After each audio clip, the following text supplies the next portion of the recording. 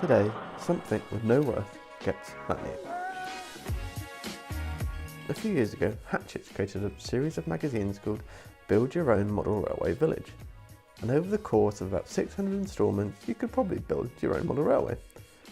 And with the first issue comprising of a small magazine, a short section of track, and this, an unbranded, fairly basic BR Mk1 SK coach. Naturally, the model railway freaked out, as this was $3.99 for a brand new coach, even if it was lacking in several major areas. Many people, myself included, binged off the first issue and fobbed off the other 599 issues as the price rose quite significantly. So I have 8 of these Mark 1s and they're all very toy-like. So today we look at these coaches and make them a bit better. Before we start, hit those like and subscribe buttons and you'll be rewarded with a mental image of a cute puppy. And there we go. So firstly, I'll cover what you need to do this transformation, and in no particular order. So 4 buffers and jumpers from Comet, 2 battery boxes from Comet, 2 vacuum cylinders from Comet, 1 dynamo from Comet, a dummy Buckeye coupler from MJT, 2 corrugated gangways from eBay, a bit of guitar wire, a 3-link coupling hook. I just had this kicking about, but there's plenty of cheap options out there for this.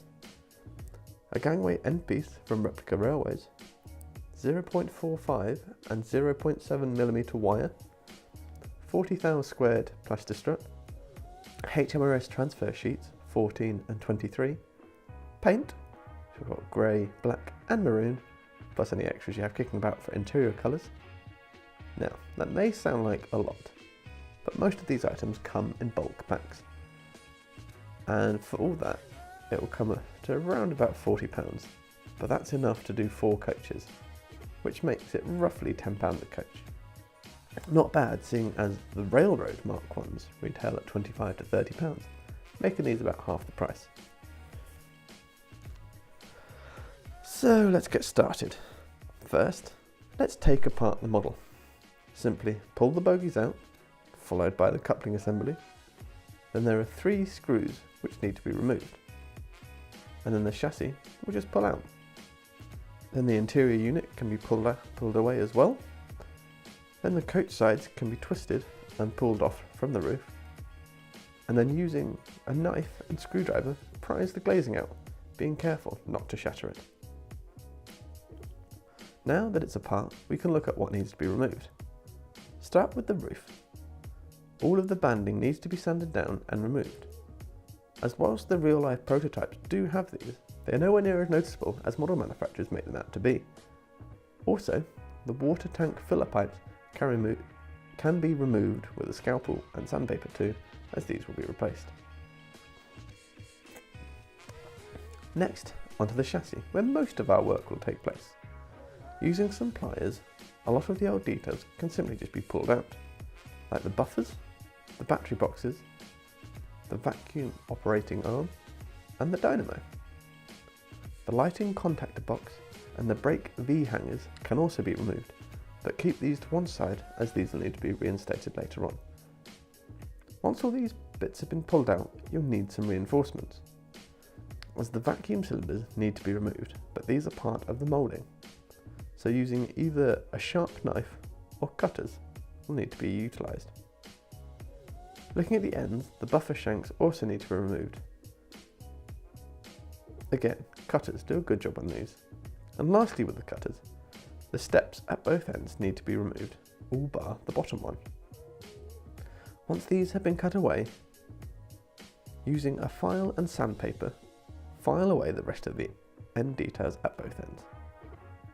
We've almost finished removing everything now, just the underframe supports. This shouldn't be solid, it should be able to see through, so we're cutting it all back. I started cutting with some cutters initially, and then resorted to a Dremel with a cutting disc. This doesn't have to be 100% neat, as it is on the bottom of the coach, so unless things go drastically wrong, the chances are you'll never really see this.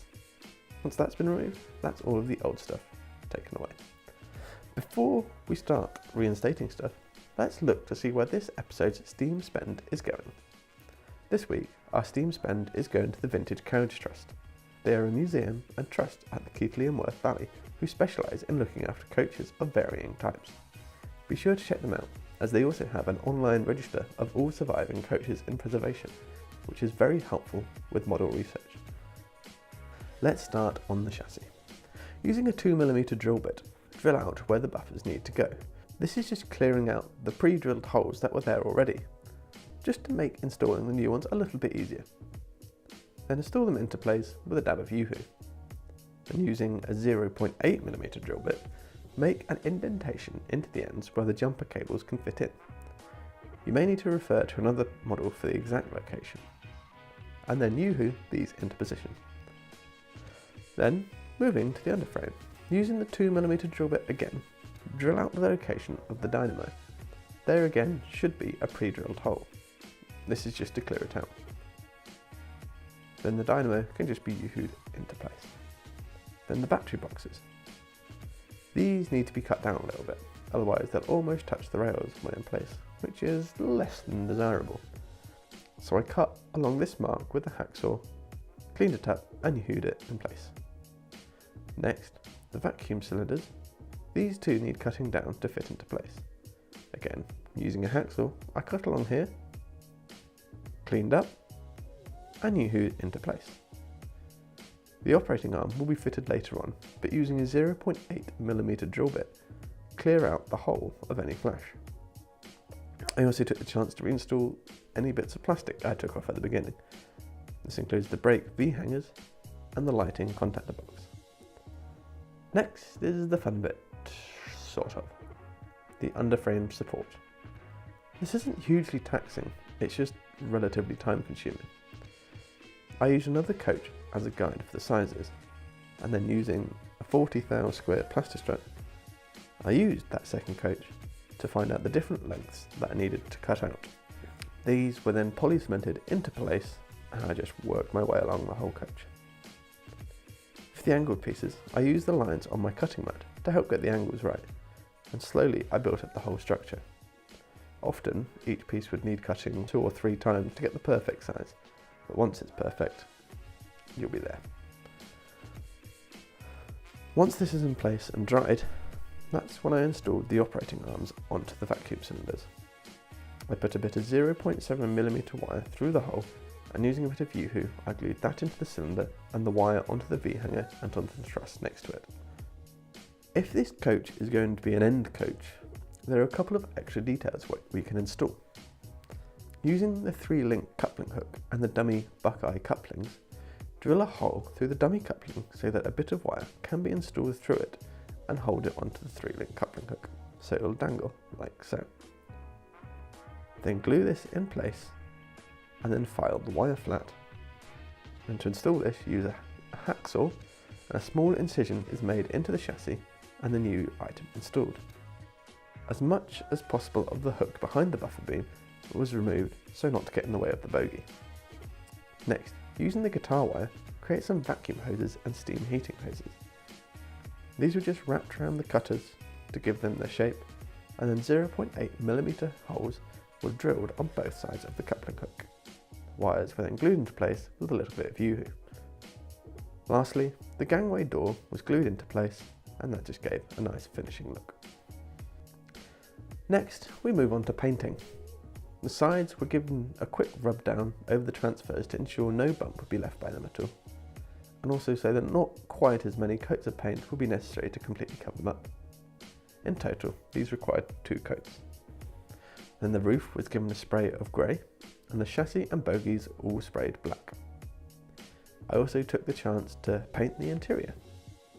After searching on Google for quite some time, I couldn't find any definitive guide on the colours of the interior for this period, as Mk1s have spanned so many eras and subsequently had lots of different looks. So I just used some colours which looked roughly right. These were just some colours I had kicking about in my paint drawer. I didn't go out and get them, so yeah, they're probably not correct. But I used a faded red for the seats, a dark grey for the floors, and a brown for the wooden panelling. Next, we move on to the transfers. I'm not going to lie, this bit was stressful. The lining on the side can be infuriating, and I almost launched the coach in rage at one point. So just bear that in mind. But yeah, the lining came off the HMRS sheet and was laid into position, got roughly in the right position, then it moved, then we put it into position again, then it wasn't straight, then into position again, then it was at an angle, then into position again, then it moved, then the transfer snapped, then it moved, then it wasn't straight, then it was in the right place, and then released from the backing paper. Then it twisted itself. That bit was especially annoying. But I eventually got there though, even if it's not quite as brilliant as I would have liked it to be. Then I put the crest in place. A little note about crests. They were initially only fitted on coaches that were going to be used on named trains and were left off the likes of suburban coaches. However, over time they all got mixed up, so I'm going to make a mixture of coaches with and without crests in my rake. This was installed in the middle, and then the numbers were installed on the right hand side. There's a large article about coach numbers, which I'll put in the description. But in short, this is going to be a Western Region Mk1, so the number will start with a W, and then the number. Then, onto the chassis. There was a C1 restriction, which goes next to the corridor connection on the left at each end. Then, along the sole bar, we have the emergency lighting point, which is roughly central to the vehicle, and then the stars signifying the vacuum release points. These go next to the vacuum cylinders on both sides. Lastly, we have the no smoking signs. I went a little bit overboard with these and put them in each compartment, as I was used to today's no smoking anywhere ruling. However, it was different in the 60s, which I remembered right after completing the coach. Whoops. So the actual no smoking compartments are the two innermost compartments, and these transfers are applied right onto the inside of the glazing. A quick spray of matte coat on everything except the glazing just seals everything in.